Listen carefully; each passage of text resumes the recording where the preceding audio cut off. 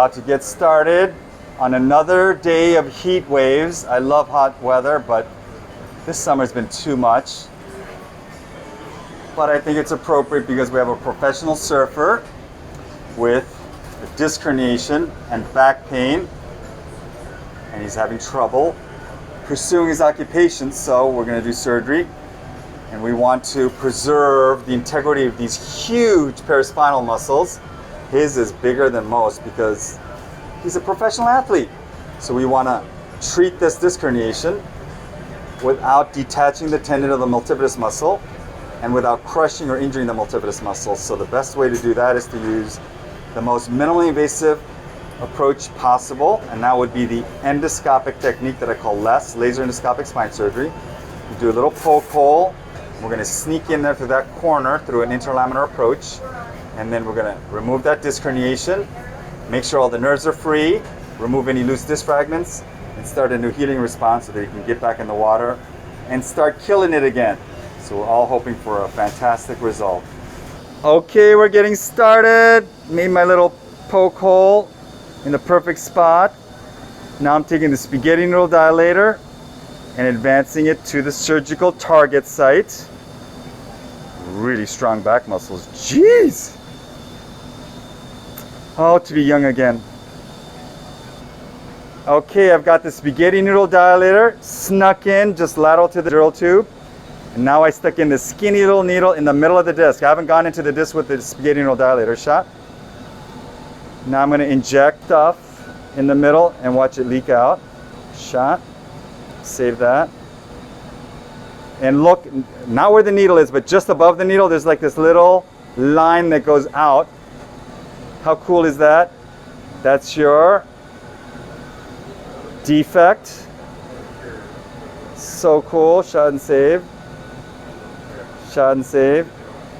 And the disc is cockapoo because it doesn't look like a hamburger. A normal discogram will have two buns and a patty right in the middle of the disc. This looks like a whale, like a sperm whale. Look at that. Shot and save.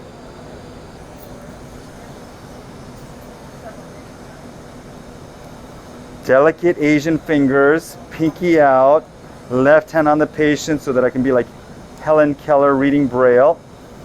I'm using every single piece of information that I have at my disposal. Visualization, radiographic imaging, tactile feedback, and the force, Luke, the force. Okay, here's the first look. You can already tell the disc is disrupted. I went in here, so it's not perfect, but at 12 o'clock is looking toward me or lateral. There's the little edge of the bone. I'm liking it long time, but really, I want to look medial because that's where the action is, but I just want to make this look pretty first. I want to see what this is. Probably a blood vessel, but everything's a nerve until proven otherwise. That's just the way my brain works. I'm a total nervous Nelly when it comes to spine surgery. Okay, so now I'm looking medial toward the canal, and I'm turning the cannula. See how the cannula is beveled and slanted? And I wouldn't be surprised if a piece of disc comes flying out of here, like a hot pimple.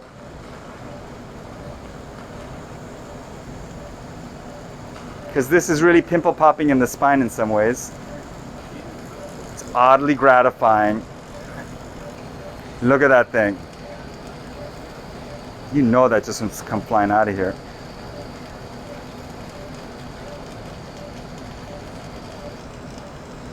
I can't believe you, man.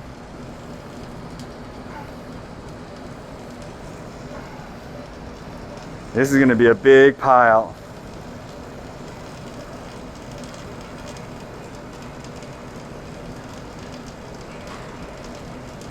Look at this.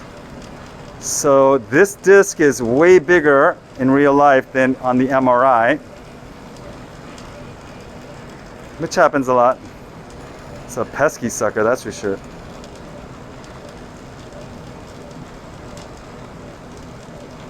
Oh God, it's gonna be huge.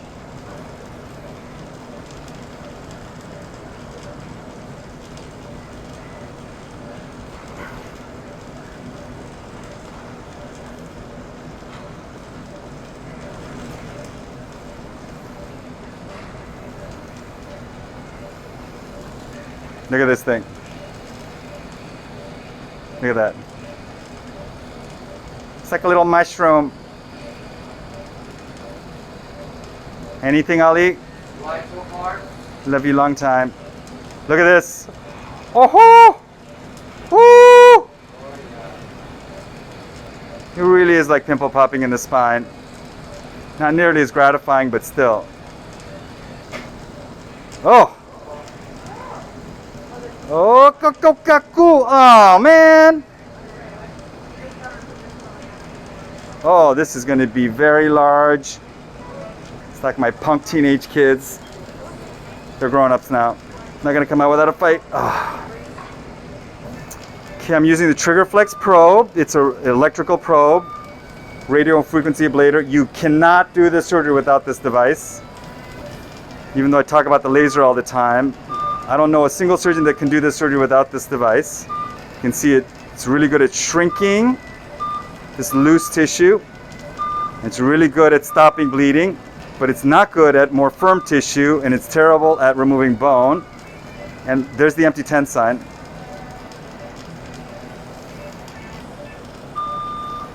So people say, when do you use the laser? When do you use the Trigger Flex probe? I use the laser when the Trigger Flex probe stops working. It's not that complicated. People think it's an intellectual curiosity as to how I decide, but I use this as much as possible, and when it stops working, I use the laser or the mechanical instruments, etc., etc. I switch from instrument to instrument, just like that. The other reason why a lot of spine surgeons don't do this surgery is that look how horrible ergonomically everything is set up. It's because the Germans designed this, and they're like, okay, suffering. But I'm Asian. I like everything just easy and just so. There's the cavity where I pulled out a bunch of stuff. Look at that. I will now take the laser. Look at this thing. Look how magical this is. So I was trying to get all this out with the Trigger Flex probe, and it stopped working. And look how well this works. And then it doesn't work on flimsy tissue that the Trigger Flex probe works on. So think about it. It's complementary. What? You have multiple tools that do slightly different things? That doesn't make any sense, Dr. Kim. Otherwise, I would just need one tool for everything, but it's not that simple, damn it. I must have a full toolbox of equipment to deal with all the different kinds. It's sort of like having more than one surfboard, I guess. Depends on the conditions and what you're dealing with and what you want to accomplish, right? Look how amazing that is. The other advantage is that it's not electrical. Think about that. This is light energy, photon energy. It's more mechanical than electrical. So I can work literally right next to the nerve without worrying that it's gonna shock the nerve through conduction. The only way you can hurt the nerve is by being right on it. Because look at the little side of the walls. Because the laser can etch metal. A lot of people don't use a laser, so all this is done with mechanical instruments. But then, how can you stick your little pinky out while you operate? You can't.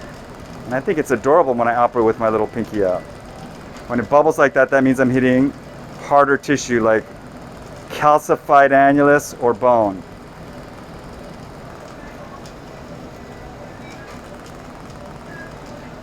I just needed to release it. Look at that. It's disgusting, I know, sorry. But oddly gratifying all at the same time. I'm just releasing it. That's why it's coming out so easily. Be free!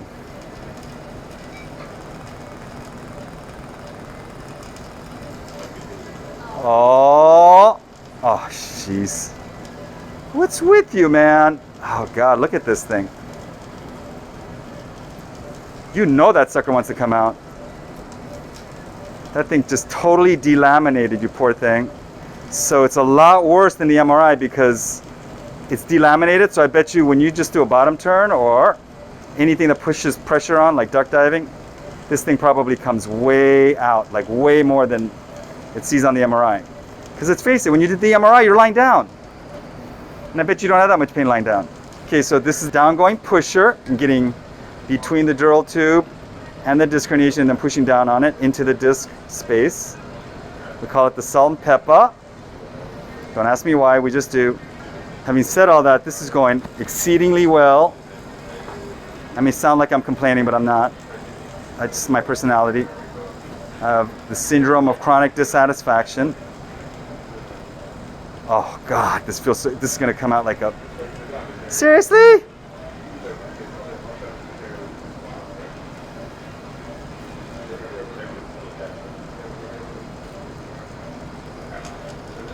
Ooh, okay, so there's the little nerve right there.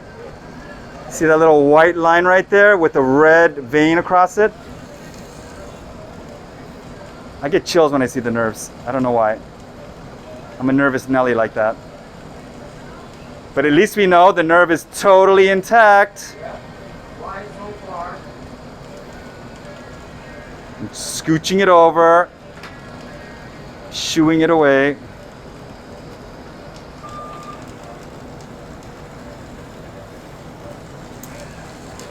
Here's the other reason why this surgery is so hard. I cannot do this surgery with just the standard instruments. I have all these like specialized tools. This one's the latest, greatest, called the snaggle tooth. Everything has to bend and articulate because I'm working down a narrow channel and I need to be able to reach in the periphery.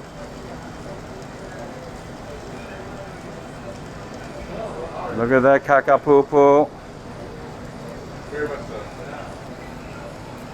You can clearly see the dural tube now. It's this right there. So I just snuck underneath it and I'm pushing down away from the nerves. We do that in open surgery too. It's called an Epstein curette. So you can see where it came from. It's this cavity right there. There's the dural tube and the nerves. Just pushing up on that. Look how close I am. The tip of this probe is 2 millimeters. So that's how close I am to the nerve, about 1 millimeter. So you have to be so careful because everything's so close to each other. I don't know if you ever saw my videos about the Mikey fragment, that's a fragment that comes out when you think you're almost done. It's flipping around right in front of my face trying to annoy me, but it doesn't know I have the most powerful skills of concentration known to humankind. I can study through a war. Oh ho ho, yes! Woo! And look how angry this thing is. Inflammation begets hyperemia, extra blood vessels, because it draws in blood vessels, and epidural fibrosis. That's a fancy term for scar formation. I'm nudging it over gently, lovingly.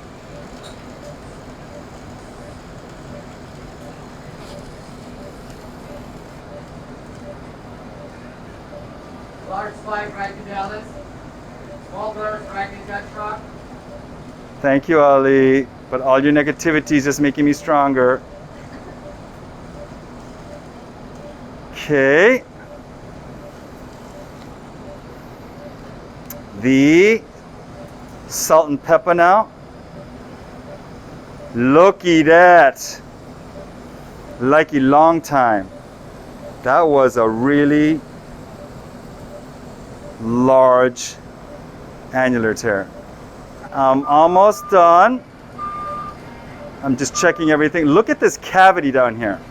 It goes way in there. And that's what the tear is. Above it is the posterior longitudinal ligament and the outside of the annulus. That's not the pathologic part. It's all this. Well, if we did this surgery open, that whole thing would just come out. You'd have a huge defect. So I leave a shell of hopefully relatively normal anatomy touching the dural tube. Almost like a nice silk undershirt. Just making sure now that I got everything and there's no hidden loose fragments. Because that's the world's second oldest trick and I'm not going to fall for it. Okay, look at that cavity. Dural tube. Exiting nerve root. That's not a problem for you, but And then as I pull this out, it's going to collapse back onto the midline. Look how happy it looks. And I also kept the ligamentum flavum so it acts like a little blanket. Call it the blankie. Oh, I'm so happy. I am fully expecting you to get better. Otherwise, I'm going to have to go on Paxil. But that's okay. Feeling good. Okay, surgery's all done. Did it through the little poke hole. Putting on the Band-Aid.